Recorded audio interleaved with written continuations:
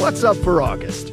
Prime time for the Perseids, Jupiter and Saturn at opposition, and why the third moon of the season is kind of special. August brings the best-known meteor shower of the year, the Perseids. This annual meteor shower happens each year as Earth crosses the debris trail of Comet Swift-Tuttle. Most of these meteors are grains of dust up to the size of a pea, and they create fabulous shooting stars as they burn up in Earth's atmosphere. Although Perseids can be seen from mid-July through late August, the most likely time to see any meteors is a couple of days on either side of the peak. This year, the peak falls on the night of August 11th and into the pre-dawn hours of August 12th. Think of that as prime time for the Perseids. Under really dark skies, you could see almost one per minute near the time of maximum activity. This year's peak night for the Perseids benefits from a moon that sets early in the evening, so it won't interfere with the faint meteors.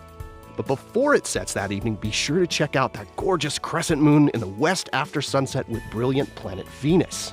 To enjoy the Perseid meteor shower, just find a safe, dark location away from bright city lights. Lie down or recline with your feet facing roughly toward the north and look up. The meteors appear to radiate from around the constellation Perseus, but they can streak across the sky anywhere above you. NASA also has a way for you to catch some Perseids online. NASA's Meteor Watch team plans a live stream overnight on August 11th. Visit the link on screen for more details. August is perhaps the best time this year to enjoy viewing Jupiter and Saturn, as both planets reach opposition this month. Opposition is the term for when a planet is on the same side of the solar system as Earth and directly opposite from the Sun. It happens each year as Earth loops around in its orbit, passing by the much slower-moving gas giant planets. Around this time, the planet is visible from sunset to sunrise and reaches its highest point in the sky around midnight. Opposition is also near the time when Earth is closest to the planet, so this is when the planet tends to look its biggest and brightest. Now, opposition does technically have a precise moment when the Sun, Earth, and the planet line up, but in practice it's better to think of it as a period of time, usually about a month. For Saturn, opposition takes place this year on August 2nd, and for Jupiter, it's August 19th. For the latest close-up views and discoveries from Jupiter, follow NASA's Juno mission with NASA's Solar System Exploration website and social media.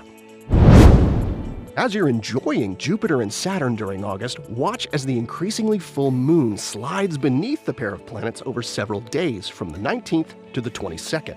Plus, the full moon on August 22nd is what's known as a seasonal blue moon, as it's the third full moon out of 4 this season, where normally each season there are only 3. This happens every 2.5 to 3 years, or as they say, once in a blue moon. Here are the phases of the moon for August. You can catch up on all of NASA's missions to explore the solar system and beyond at nasa.gov. I'm Preston Dykes from NASA's Jet Propulsion Laboratory, and that's what's up for this month.